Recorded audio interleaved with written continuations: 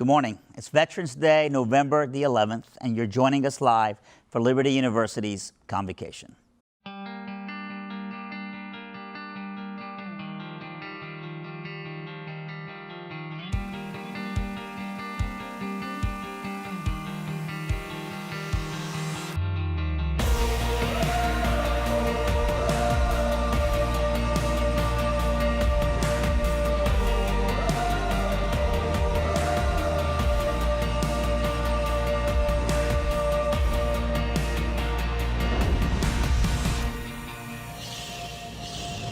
Good morning. So glad that you're joining us for Liberty's Convocation today.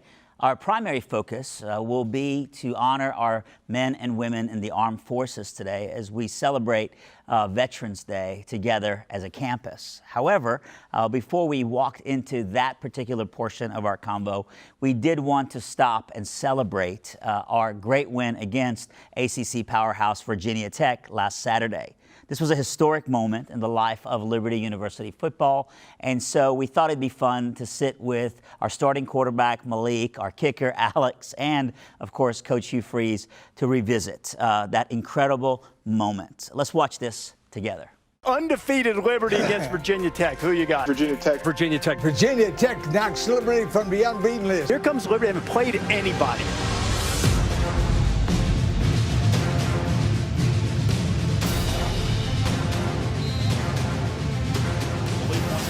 Does left side wide open, caught C.J. Yarborough, touchdown Liberty, end zone, touchdown Liberty, 15 to 10 all alone, 5, end zone, light them up, touchdown Liberty, and it's going to be fumbled at the 5, the Flames recover, have recovered at the Hokie 5, right side, light them up, touchdown Liberty, kick has the leg, it is good!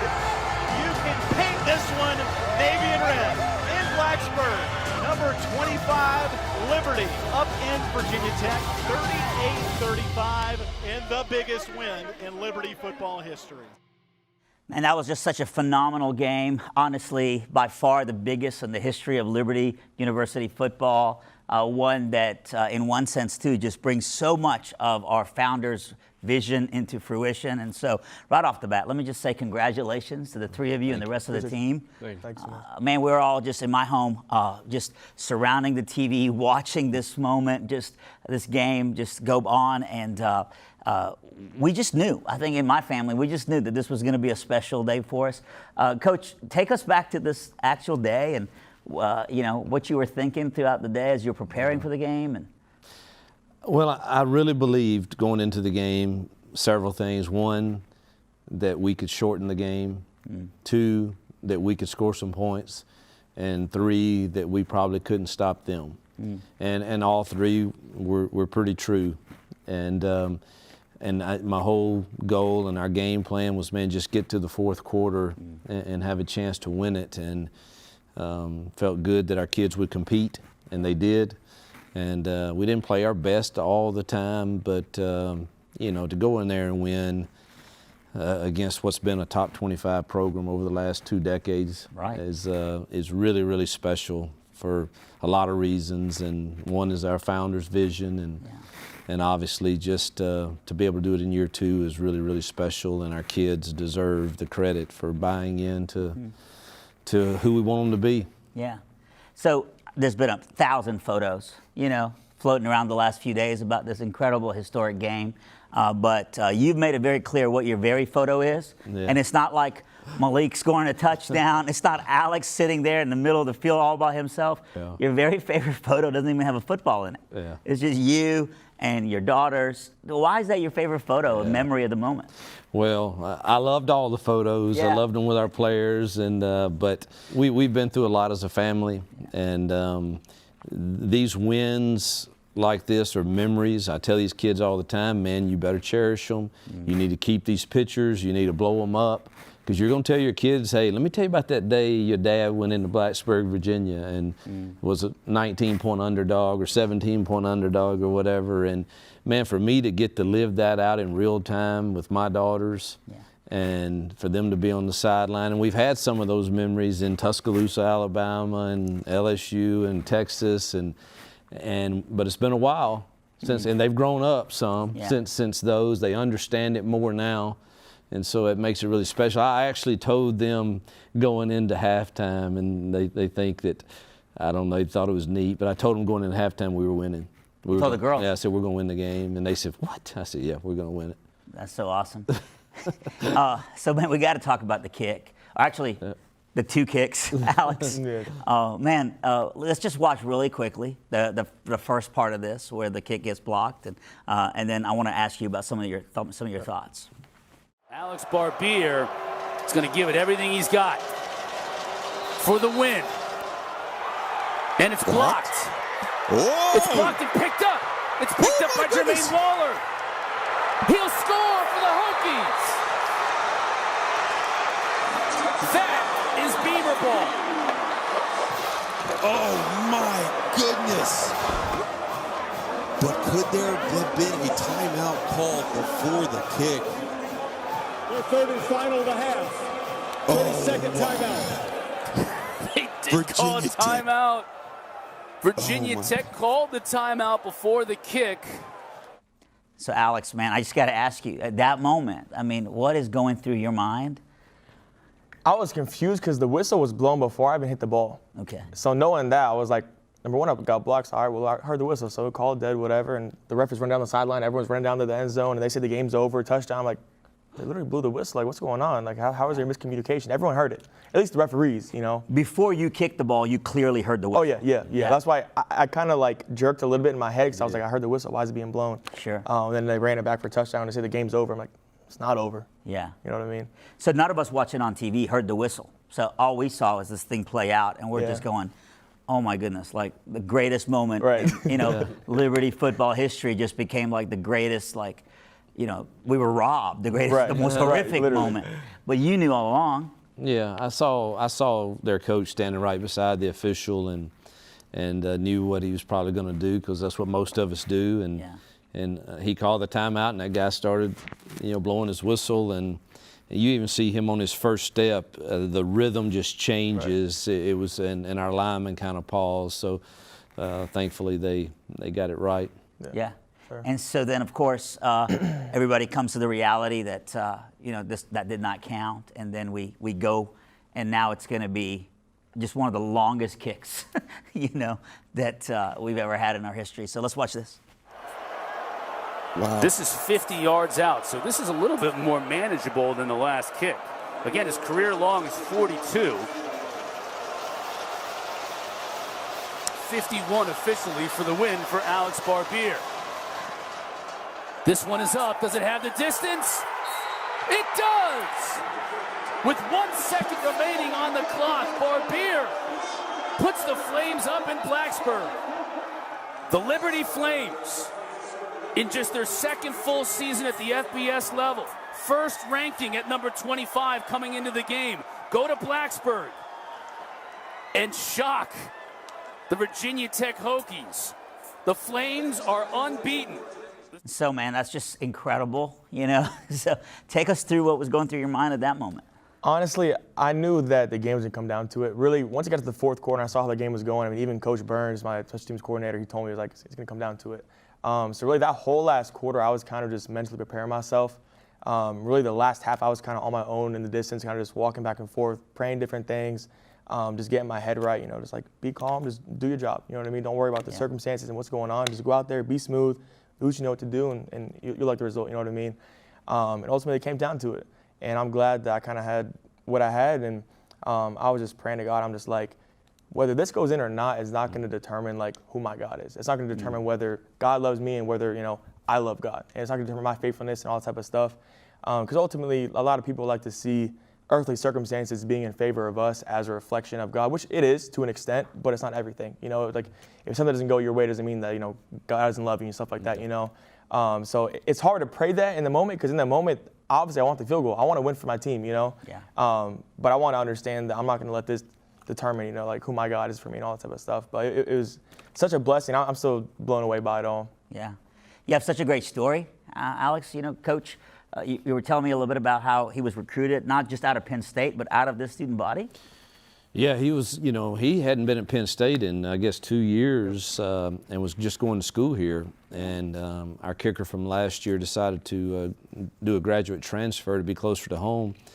And, we're sitting here with, no one that was really proven for sure, and certainly not enough depth there, even if the guy, because something can happen and you're without a guy. And Coach Burns gave him instructions: go find the best kicker on campus, and the biggest. They're the biggest and the best. And he said, "Man, there's this kid here that's just going to school that kicked at Penn State." And I said, "Get him out as soon as you can." And so glad we did.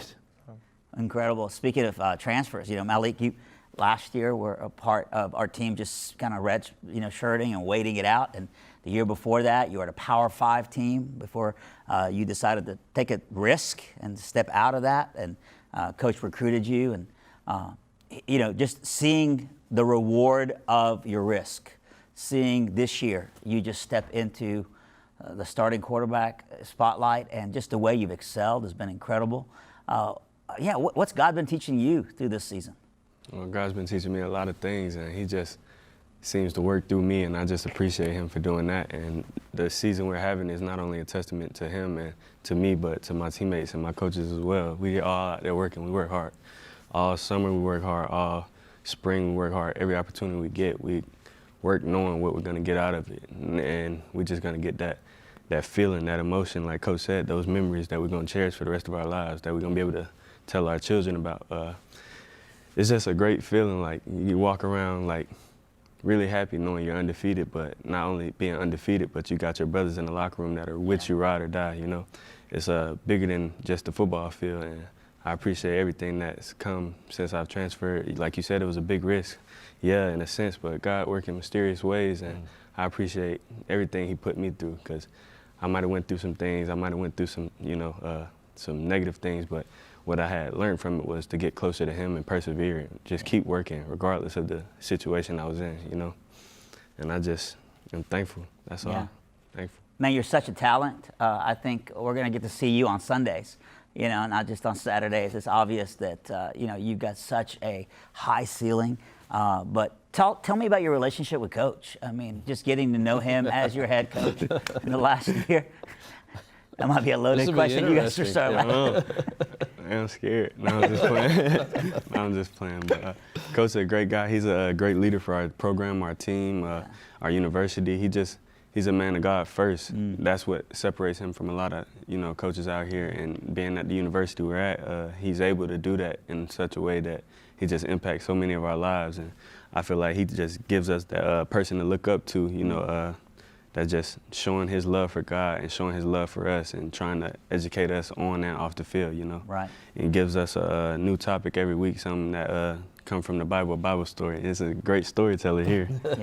Y'all don't know about that, but he's a great storyteller right here. And he just makes you think, he has you go home doing research, have you worrying like, what's he talking about? Like, that sounds, and then it always comes back to something that's going on in your life. In my case, you always, he tells us a story, and now you're thinking about it like, in that story, they were going through this and this, and I'm going through this and this, and you just relate, 100%.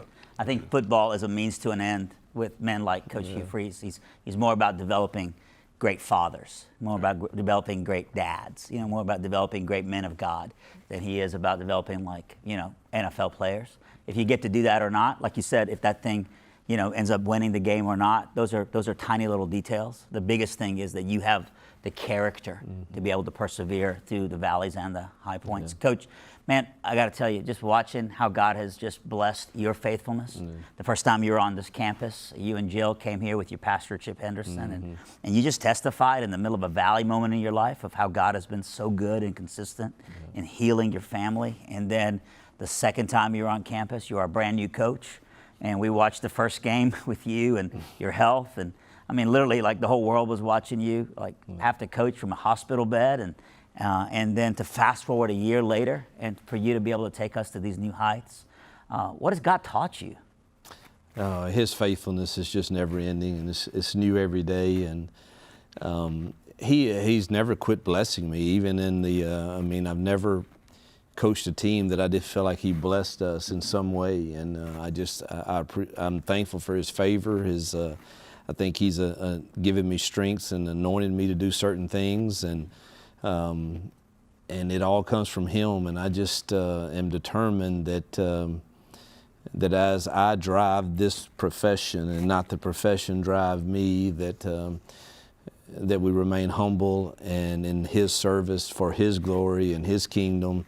You know what? I want to win now. They know it, and it's funny you have these two here. Yeah. These two are they get the most criticism from me of any position. Really? You know, I'm gonna ask him. I mean, that's your only job, dude. Is that the best you have?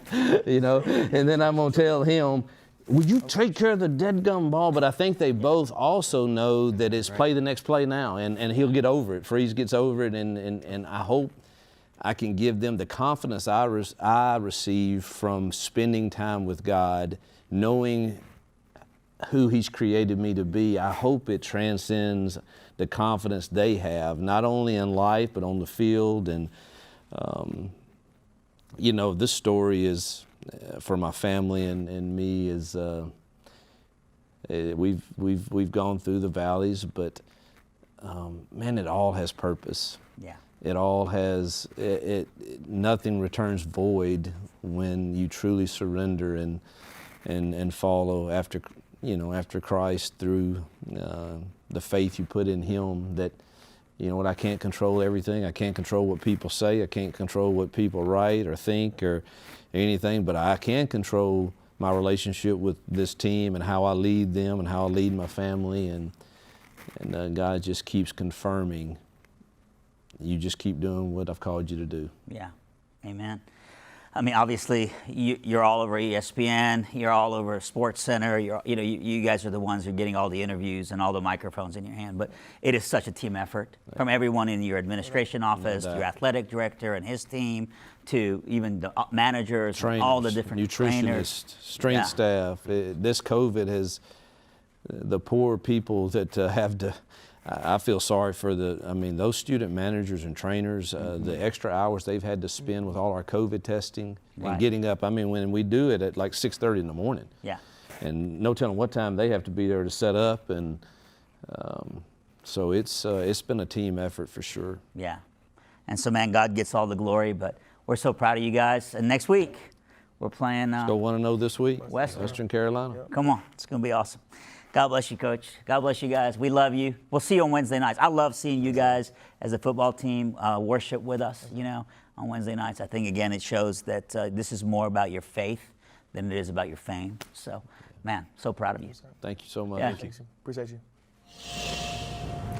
Today is Veterans Day, a day designated to recognize veterans, our veterans, and express our appreciation for what they have done for us. Now, there are 5 main branches of our military: the Army, Marine Corps, Navy, Air Force, Coast Guard. And in December of 2019, a new branch was established, the Space Force. Now, let's recognize each of these branches of service. The United States Army.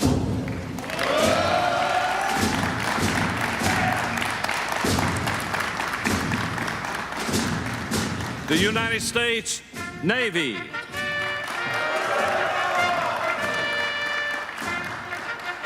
The United States Coast Guard. The Marines. Air Force. Now, today, we'd like for you to stand for the presentation of the colors.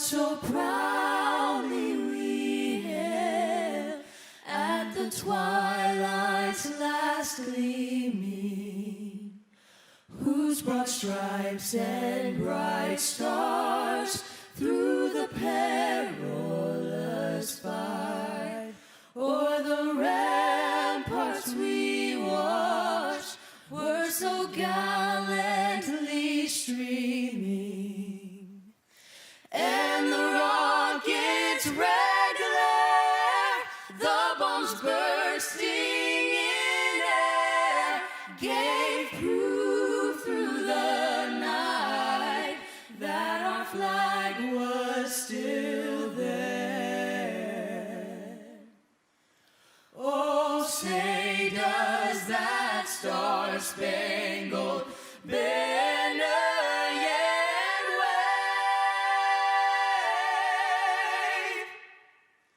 o'er the land of the free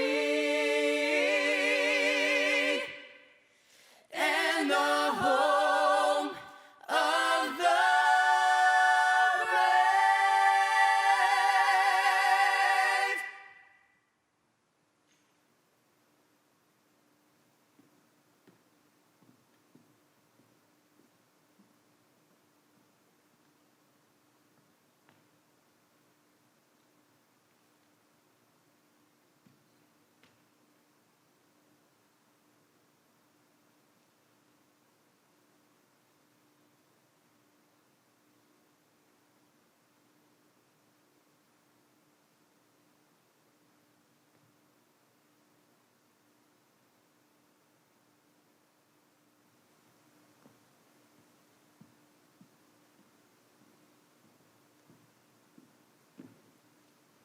Now, First Sergeant Bill Gross is going to come and lead us in the Pledge of Allegiance.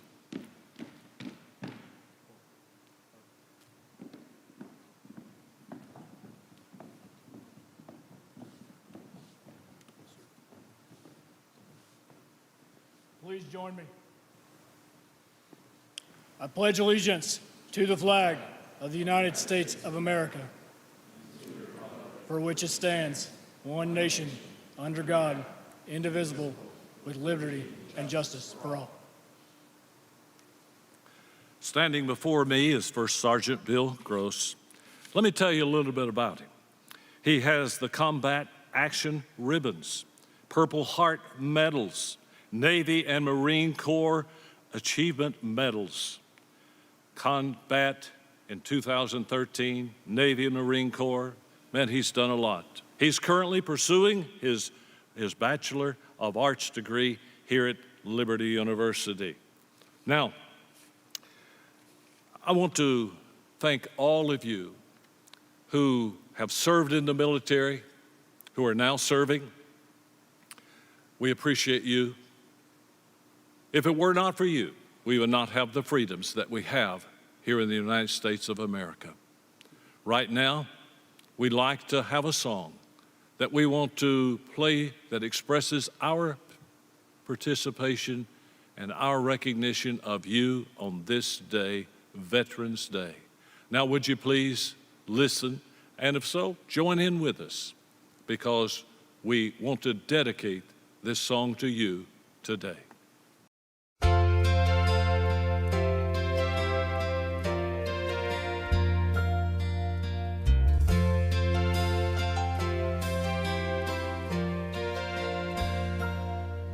If tomorrow all the things were gone I'd worked for all my life, and I had to start again with just my children and my wife, I thank my lucky stars to be living here today, 'cause the flag still stands for freedom and they can't take that away.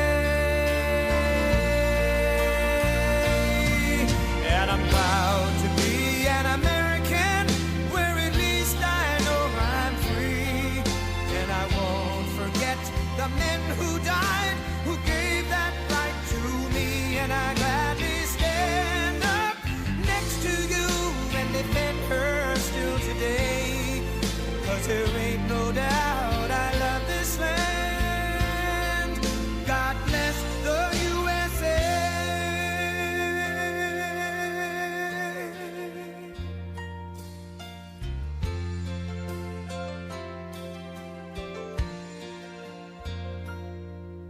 From the lakes of Minnesota to the hills of Tennessee, across the plains of Texas, from sea to shining sea, from Detroit down to Houston and New York to LA, where there's pride in every American heart, and it's time we stand and say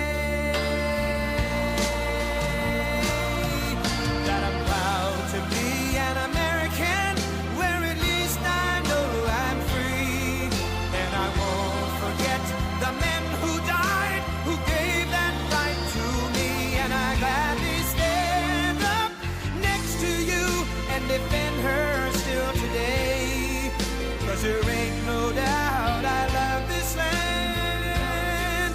God bless the USA.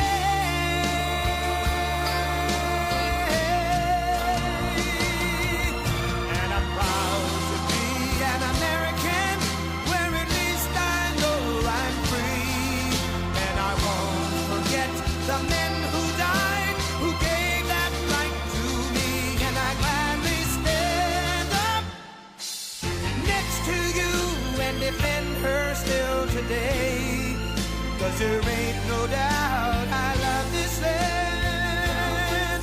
God bless the USA.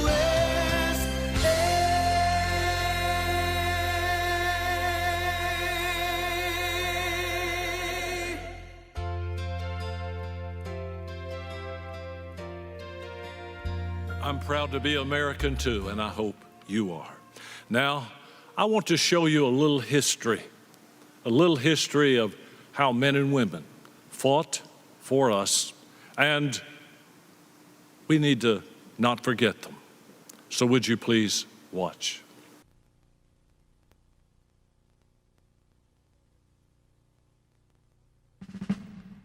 I pledge allegiance to the flag of the United States of America, and to the republic for which it stands, one nation, under God, indivisible, with liberty and justice for all.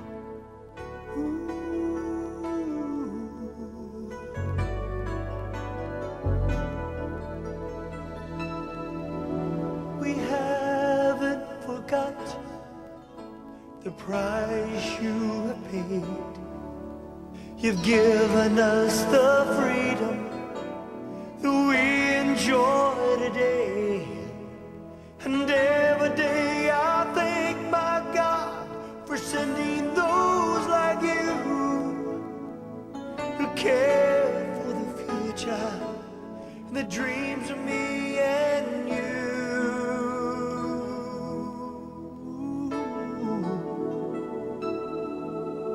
The red is for the blood, the blue is for the bruise, the white is for the eyes who fought for me and you. So we lift our hearts today, filled with gratitude and praise for the veterans of the USA.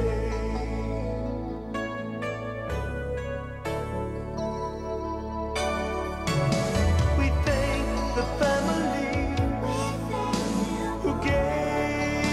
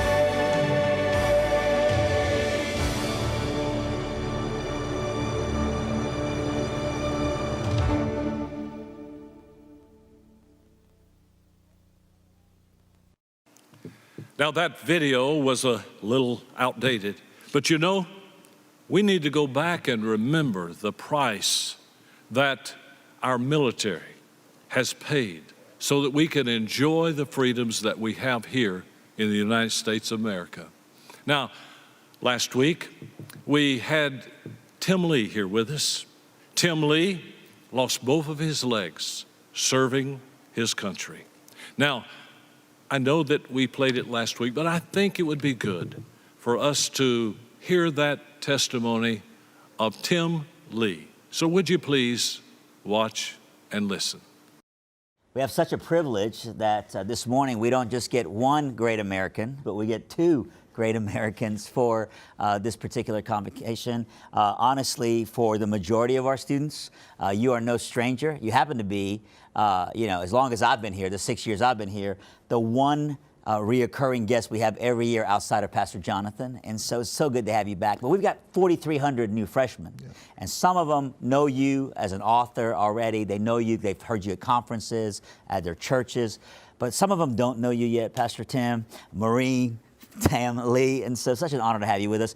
Would you share just a few minutes of your story? I'm going to have you come back next semester and be our keynote and have 30, 40 minutes to share it. But I'd love for some of them just to be familiar with your amazing testimony. Sure. Well, David, thank you for having me. It's always an honor to come to Liberty. I've got such a special place in my heart for Liberty University and especially for the students. So thank you for all that you are doing and for having me here today. But my story is, for those that have never heard it, just give a little condensed version of it. I was raised in a pastor's home. My dad was a Southern Baptist pastor for almost 60 years. And mom and dad, godly people. And of course, if you're raised in a pastor's home, you go to church all the time. That's what we did. There were 5 of us children. And I became a Christian at the age of 10 in my dad's church in North City, Illinois. And I was excited, told my family and friends I was really excited about being saved. But then when I became a teenager, I got away from God. Mm-hmm. Out of 5 children, I was the only one that rebelled. And I attribute a lot of it to hanging out with the wrong crowd. Mm-hmm. Instead of me having an impact and influence on their lives, they were having an impact and influence on my life. And I got away from God, and I was very sports-minded, basketball, football, baseball, track and field, set records in track in the high school I attended, but still getting further and further away from God. My life was messed up, and I graduated from high school. I started college in the day. I was working nights, but I ended up I didn't think it could get any worse, but I got fired from my job. I got kicked out of college, and there was nothing to do, my life full of confusion. I was walking down the street in my hometown, McLeansboro, Illinois, and I saw a sign. Now, I'd actually seen it before, but it never got my attention. That day was a picture of a young man in a sharp-looking uniform. At the top, it said the Marines are looking for a few good men. Well, David, I was so full of myself and so egotistical. I went and told the recruiter that I'd found what he was looking for. I was talking about myself, of course. And so I tell young people that I was tired of living at home, I wanted something new in my life. Right. I was tired of being told what time to go to bed and what time to get out of bed and how to get my hair cut. So I joined the United States Marine Corps, which wasn't the smartest thing that I've ever done. And they sent me to Parris Island, South Carolina. And an interesting side note of that is I get to go to Parris Island 4 or 5 times a year now and speak to the recruits. You got to take me with you. Yeah, I want to. I want you to see it. It'll blow you away. So many of them give their life to Christ. Oh, man, thousands upon thousands with no slight exaggeration at all. But as a recruit, I met that drill instructor, and within 24 hours, I knew that I didn't like him and he didn't like me. But the reason I didn't like him was because he was in authority, and I didn't like authority. I was rebellious toward all authority and so far away from God. And I laid awake many nights thinking about my life. I didn't get right with God in boot camp, but I did kind of get my life squared away as far as authority was concerned and I really began to fall in love with the Marine Corps. But I ended up going to Vietnam, South Vietnam in 1970. And I wasn't right with God, but I wasn't doing some of the things that I'd done before, but I still wouldn't live for the Lord. And there was a Marine in my squad, Corporal Lee Gore, had such a powerful influence. He loved God and was living for the Lord. I was saved, but I was running from God. And so I knew his story was supposed to be my story, my testimony, but I wouldn't do it. March the 8th, 1971, 1:30 in the afternoon, I stepped on a 60-pound mine. It blew me several feet in the air, ripped both my legs off of my body. I should have been killed right then. I'd seen Marines step on smaller mines, pick up pieces no bigger than your fist and put in a green plastic bag and ship home to their mom and dad. But that day, we'd entered a major minefield. There was a Korean Marine that was serving with us, stepped on a mine, lost one of his legs. Our bulldozer driver set his blade down on a mine. So there's a lot of confusion, smoke, and noise. In the midst of all that, I looked up. My head was laying in the lap of my friend, Corporal Lee Gore. And big old tears run down his face. He was begging God to help me. He was praying for me. And that day I made a commitment, God, if you'll let me live, I'll do with my life what you want me to do. And he let me live. And here we are today, and I'm able to talk about it. I was in a hospital for 8 months, a lot of major surgeries, but God spared my life. I went back home to my dad's church. I was a prodigal son, and they welcomed me home. There was no condemnation. And Connie and I met in a Sunday school classroom, and then we got married, and about a year after we were married, I felt God was calling me to preach. And David, that's the last thing I wanted to do. I didn't want to be a preacher. I was raised in a preacher's home, but God wouldn't leave me alone. I pastored for 5 years, and now I'm my 42nd year as an evangelist, traveling all over the country and all over the world, doing what I love to do. You're just really one of the best. I've seen you draw the net. One time you were preaching at Convo for us, and you gave a call to full-time ministry for men. Yep. And we had about 90 men that felt that day God called them to ministry. And I met one the other day who brought that up. He said, hey, do you remember when Tim Lee was there? And he said, he said, God changed more than my major. He said, God changed everything about my life. Awesome. And God just has a gift, of anointing on you. Can you, I want you just for a second to share about the hardest thing you've ever faced in your life, because it wasn't when you stepped, in a war zone and lost your leg. It was the loss of Sweet Allie. And so would you share a little bit about that? It was the hardest day of my life. Right. 3.5 years ago, our 16-year-old daughter was killed in a tragic ATV accident. And it just turned our world upside down. Allie she loved God so much, David. She was so real, so genuine. 16 years old, she lived more in those 16 years than most people do in 60 years. She was heading our way. Yeah. Yeah, to Liberty. She was coming to Liberty University. And I'm a Marine, and I think I'm fairly tough, but I've cried more the last 3+ years than I've cried my whole life because I miss her. I know we're going to see her again. There's no doubt about that. I have that hope and that promise. But I still miss her, and I don't understand lots of times, and I tell people it's okay to question and ask God why. God, Jesus said on the cross, why hast thou forsaken me? So there's nothing wrong with that, but you don't want to get bitter, you don't want to get angry, you don't want to turn your back on God. That's the worst thing people can do when tragedy comes their way, and a lot of people would leave the church or get mad at God. That's the worst thing you can do. And so my family has walked through that valley, and my daughter, Jan, is one of the godliest women I've ever known, and her and Steve they've been a testimony to so many people concerning Allie's life and what impact she had just as a young teenager. Yeah, I had, preaching for you at camps a couple of years. I had the chance to meet her, and she was precious. And man, I think about you often when I think about just what you went through there, and pray for you, sir. Appreciate it. One more thing, and then I want to talk about one other last thing. I'm throwing these on you last second without any warning. You aren't just a huge advocate for our men and women in the armed forces. Like, you are like the ideal Veterans Day you know, like guest. But what people don't know maybe at first glance is that you're also such an advocate for the men and women, you know, who serve us, you know, with law enforcement. You're such a vocal voice. It's family to you.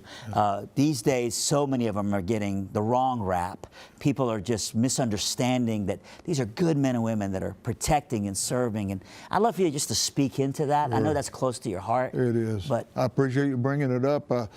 And our son-in-law is a police officer in the Dallas area. They're in Richardson, Texas, and there's always some bad eggs in any profession. Right. In the ministry, there are bad eggs, and in teachers and lawyers and doctors, always some that are bad. But the majority of these people entered that profession because they wanted to serve, they wanted to protect, they wanted to. It was like a calling on their lives. It doesn't pay a lot. No. It's not safe. Yeah, baseball players making $25 million, and they're making $50,000 or $60,000, and some of them start out at far less than that. You know. But every day they're leaving their families at the breakfast table, and they're going not knowing if they're going to get to come back. They're really in harm's way. Exactly, and it is a hard profession today, and there's so many now that are getting discouraged and because they're being attacked and they're leaving. You know, we need good men. We need the good ones to stay, and we need to support them and pray for them and encourage them and bless them. And I tell my grandchildren all the time: you see somebody in a police uniform or a fireman uniform or a military uniform, go up and thank them, shake their hand and say, I appreciate what you're doing. That makes their day. It's big time for them. Absolutely. And so we've got a lot of college students, obviously, 14,000 right now watching you live. And I feel like some of them maybe feel called to that, but they're thinking, boy, these days there's a stigma around it, or these days people aren't seeing that as a merit badge of a job, you know. And I'd love for you to speak truth into that. I'd love for you to encourage them to not give up. Absolutely. It's a noble profession. Yeah, it is. It's very noble. It's like the military is very noble. And you know, they're too young. They weren't even born to remember 9/11. But that day, our policemen were heroes. Our firemen were heroes. And, and so many of them gave their lives, like 330 firemen and 60 policemen and emergency workers. And we celebrated policemen for weeks and months, and they were our heroes. And then all of a sudden, you know, one or two tragic things made people turn on them. But you're never in the paper that hundreds and hundreds of thousands that every day serve faithfully. Good stuff, They don't make the paper. Yeah, the good things. And man, they're out there and they're doing good deeds, and they're not seeking recognition. They're not looking to be patted on the back or have accolades thrown their way. But I hope that those that are considering it will look at it and really consider it. Talk to some of the people that are in that profession and ask them about it and say, how'd you get here and how do you feel now? And you know, and that way, you know, they'll find encouragement. And I hope they won't give up if that's their dream and that's what they want to do. Especially people of faith. Yes, we need especially people who have the courage to go, I want to come home, but if I don't, I'm still home. Yeah, my son-in-law, I mean, this is just one illustration. The guy's getting ready to commit suicide, and he's a former Marine, and my son-in-law called me and said, will you talk to this guy? And I did. I talked to him about the Lord. As an officer, he's talking. Yes, my son-in-law is a policeman talking to this guy's about to, former Marine that's about to commit suicide. Yeah. And so, I mean, we need people of faith. We need people that will witness and share their testimony. People that are down, discouraged, families having problems and troubles, and they go into some of those domestic situations not knowing what they're going to be facing. 100%. And sometimes they'll turn on them, you know.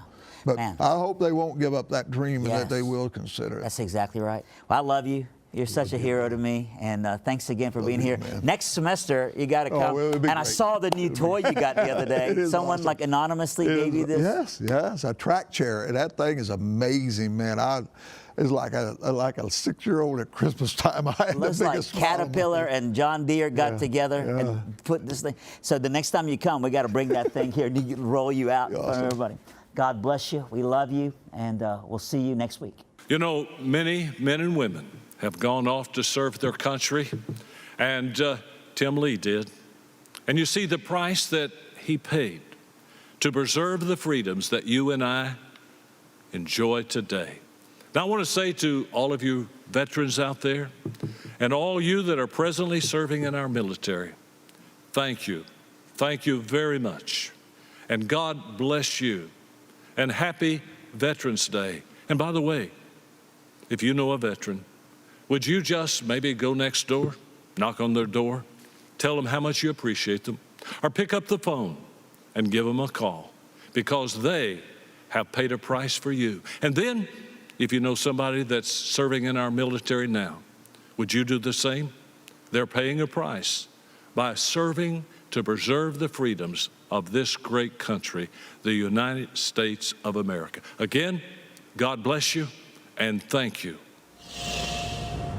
Thanks again for joining us today for Liberty's Convocation. I want to remind you that tonight we will have Campus Community at 6:30 Eastern live. You can obviously join us via Facebook by streaming. And I know that our seats are all taken for the concert hall, so you can't join us in person. But again, we'd love for you to join us online. We'll see you.